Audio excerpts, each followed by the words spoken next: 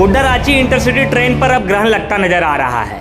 जहां कयास लगाया जा रहा था कि पिछले महीने से ही वो गाड़ी चलने लग जाएगी, वहीं रेलवे जीएम ने स्पष्ट कर दिया है कि गोड्डा रांची रेलगाड़ी की जानकारी अब तक उनके पास नहीं है।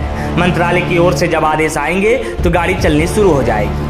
देश भर में लंबी लिस्ट है और प्रायोरिटी के हिसाब से ट्रेनों को चलाई जा रही है। ऐसे में मंत्रालय कब आदेश देता है ये भी बताया नहीं जा सकता। हालांकि जब गोड्डा रांची रेलगाड़ी चलने की बात सामने आई थी तो कहा जा रहा था कि प्लेटफॉर्म नंबर 3 बनने के बाद ही यहाँ से गोड्डा रांची रेलगाड़ी चलेगी। इधर प्लेटफॉर्म संख्या 3 का लगभग कार्य खत्म हो चुका है। ऐसे में अब मंत्रालय कब आदेश देती है ये भी देखने योग्य होगा।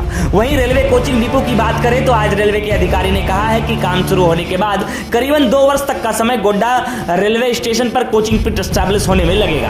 वहीं जीएम ने यह भी कहा है कि एक दफा कोचिंग पीट बन जाए तो बाद में गोड्डा से कई ट्रेनें की सुविधा उपलब्ध हो जाएगी। लेकिन एक लंबा समय गुजर गया उसके लिए। कब ऐसा है कि ये देखिए, ये रेल मंत्रालय का निर्णय होता है, तो अब रेल मंत्रालय जिस दिन परमिशन दे देगा उस दिन चल जाएगा। क्या कारण है कि इतना लेट हो रहा है? क्योंकि उसके अनाउंस हो गए थे कि आज से 2 महीने पहले ही वो चलने वाला है। नहीं, वो देखिए ऐसा है कि वो डिपेंड करता है, रेट अवेलेबिलिटी पे डिपेंड करता है। फिर उसके बाद वो देखते हैं कि किस समय वो इस पर्टिकुलर, क्योंकि प्रायोरिटी तो बहुत सारी होती है जगह जगह की पूरे राष्ट्र के लिए, तो इसका भी नंबर आ जाएगा, ऐसी बात नहीं है। कितना लगभग कितने टाइम?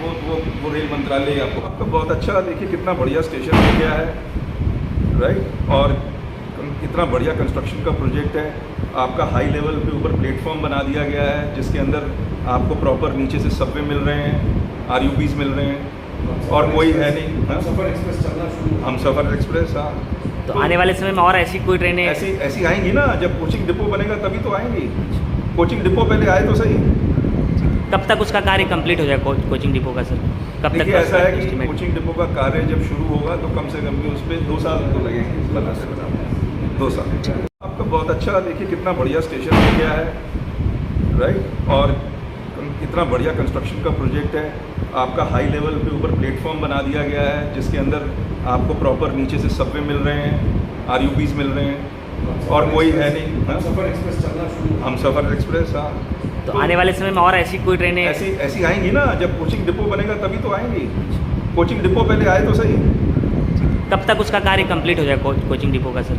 कब तक? ऐसा है कि कोचिंग डिपो का कार्य जब शुरू होगा तो कम से कम भी उस पर 2 साल तो लगेंगे, बनाते बनाते 2 साल। इधर गोड्डा पिरपैती लाइन पर भी रेलवे के जीएम ने स्पष्ट कर दिया है कि उस लाइन को जोड़ने के लिए राज्य सरकार पैसे नहीं दे रही है। शुरुआत के समय में राज्य सरकार ने कहा था कि 50% रेलवे खर्च करेगी तो 50% हम खर्च करेंगे। बावजूद इसके अब राज्य सरकार अपनी बातों से पीछे हट रही है और जब तक राज्य सरकार 50% खर्च करने को तैयार नहीं होगी तब तक रेलवे गोड्डा पिरपैती लाइन के काम को शुरू नहीं कर सकती। वो अभी तो स्टेट गवर्नमेंट ने मना कर दिया। वही है ना, वही स्टेट गवर्नमेंट वाला है ना। क्या है सर उसमें एक बार?